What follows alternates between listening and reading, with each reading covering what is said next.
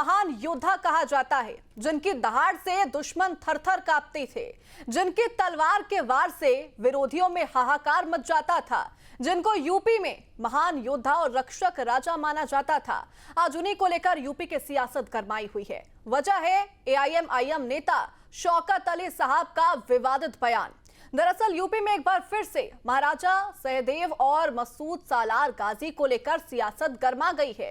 AIMIM के UP chief Shaukat Ali ने बहराइच में विवादित बयान देते हुए महाराजा सुहेलदेव को लुटेरा बताया, वहीं मसूद गाजी को भारतीय योद्धा कह दिया, जिसके बाद सुबह सपा भड़क गई और इस पर सुबह सपा अध्यक्ष ओपी राजभर ने कहा कि उन्हें इतिहास का पता नहीं है। तो ये सालार मसूद गाजी अलैहिर्रहमा ये बाहर के कहां से हो गए? और वो जो जिसकी बात कर रहे हैं सुहेलदेव कौन था वो?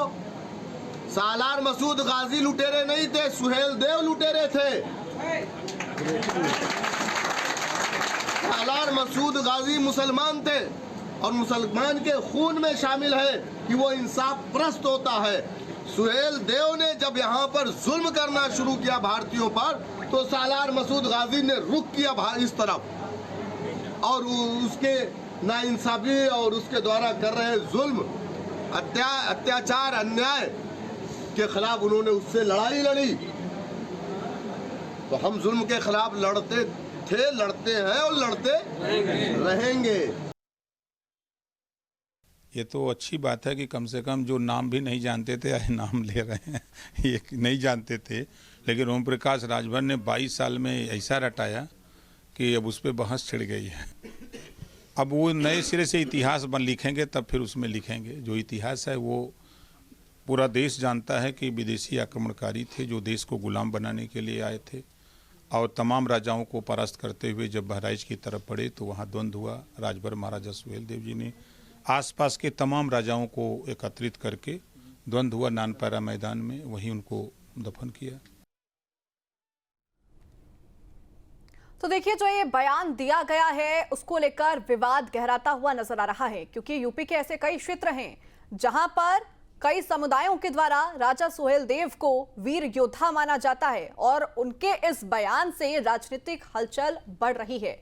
एआईएम नेता ने जो लुटेरा बताया है और जिस तरीके से मसूद गाजी को लेकर यह बयान दिया है, उसके बाद अब कई लोगों की भावनाएं भी आहत होते हुए नजर आ रही है।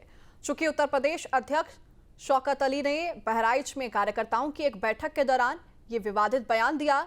उन्होंने राजा सुहेलदेव को लुटेरा बताने के साथ साथ मसूद गाजी को भारतीय योद्धा करार दिया।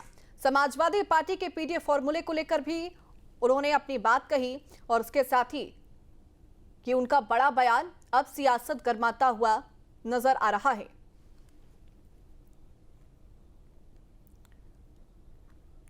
एआईएमआईएम के नेता का ये बयान, जिसके बाद सुबह सभा पूरी तरह से भड़क चुकी है। चूंकि इसको लेकर सियासत इसलिए भी गरमा रही है, यूपी के कई ऐसे समुदाय हैं जहां पर उनको योद्धा माना जाता है।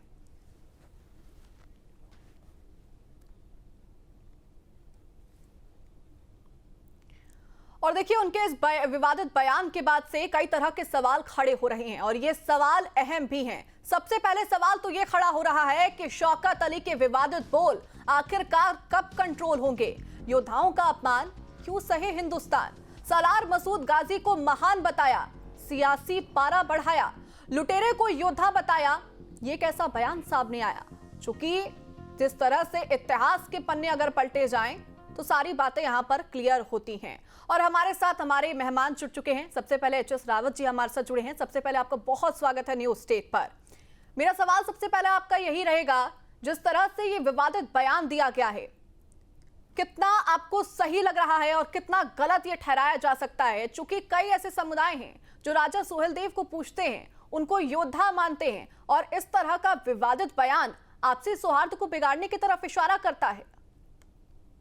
देखिए, गजवाए हिंद उस स्लीपर सेल के ये लोग हैं, शौकत अली जैसे लोग, और ऐसे बहुत सारे लोग हैं जो हिंदुस्तान के अंदर कभी ना कभी इस प्रकार की स्टेटमेंट देते हैं जिससे हिंदू लोग आहत हों।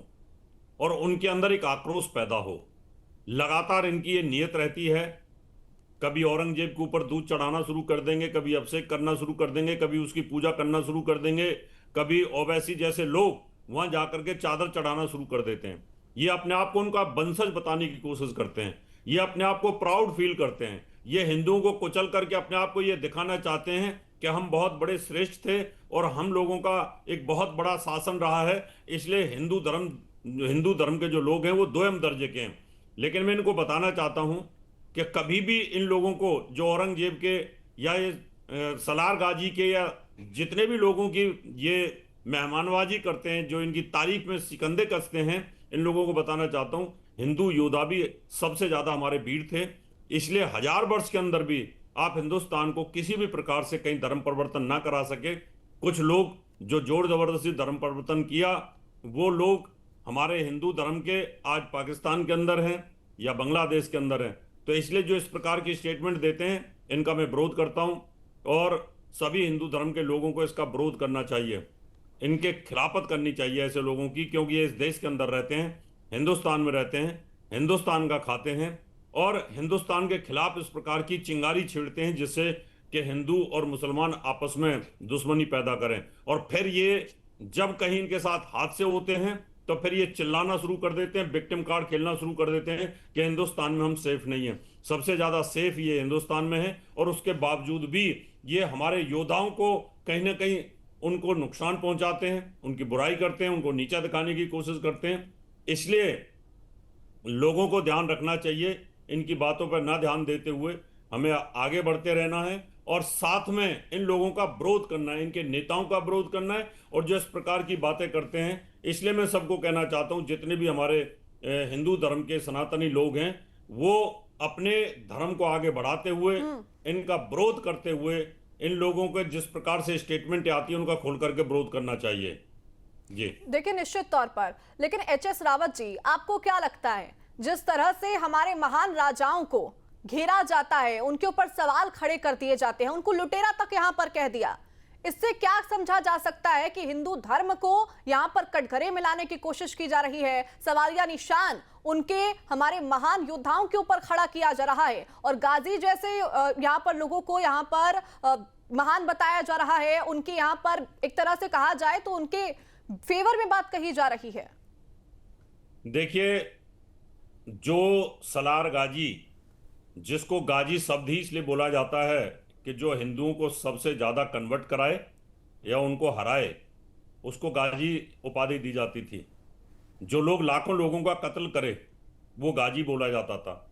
अगर उन लोगों को ये महिमा मंडित करते हैं तो इनका सीधा सीधा उद्देश्य ये होता है कि हिंदू नेताओं को, हिंदू लोगों को, उनको आहत करना, उनको डिमोरलाइज करना, उनको ये दिखाना कि हमारे जो रहनुमा थे, हमारे जो शासक थे, वो बड़े महान थे और हिंदू राजा जो थे वो महान नहीं थे कि वो उनका मुकाबला नहीं कर सके।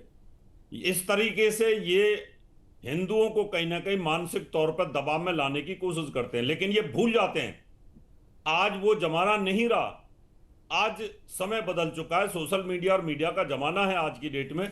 इतिहास सबको पता है, कोई महान नहीं हो सकता। औरंगजेब को महान बताते हैं, वो कायर जो अपने पिता को जेल में डाल करके पानी के लिए तरसा दे अपने माता पिता को, वो कायर घिनौना आदमी जो अपने भाई की गर्दन काट के थाली में सजा करके अपने अब्बा जान के सामने रख दे, वो महान कैसे हो सकता है? वो राजा महान कैसे हो सकता है जिसके हरम में 5000 औरतें रहती हों? उनको महान कैसे बोला जा सकता है? कैसे अकबर महान हो सकता है?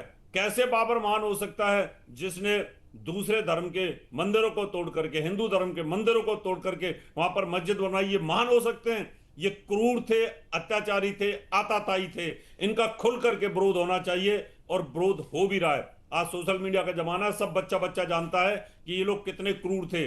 और रही हमारे महाराजा और राजाओं की बात, तो ये कहते हैं कि हमने शासन किया, हमने कन्वर्ट किया, औरंगजेब बड़ा बहादुर था। औरंगजेब बहादुर था तो 30 साल तक वो महाराष्ट्र के अंदर पड़ा रहा, उस शिवाजी का यही तो सबसे बड़ी बात है। औरंगजेब को लेकर यहाँ पर महिमा मंडन किया जाता है, सालार मसूद गाजी को लेकर यहाँ पर बातें कही जाती हैं, लेकिन फेवर में बात कही जाती है और हमारे योद्धाओं को यहाँ पर कटघरे में लाकर खड़ा कर दिया जाता है। आप हमारे साथ बने रहिएगा। जहाँ भक्ति है हर शब्द में, कथाओं में छुपे हैं दिव्य रहस्य और ज्योतिष देता है जीवन को दिशा। धर्म से जुड़ी हर बातों को जानने के लिए हमारे चैनल स्तुति को सब्सक्राइब करें। चैनल पर जाने के लिए इस लिंक पर क्लिक करें।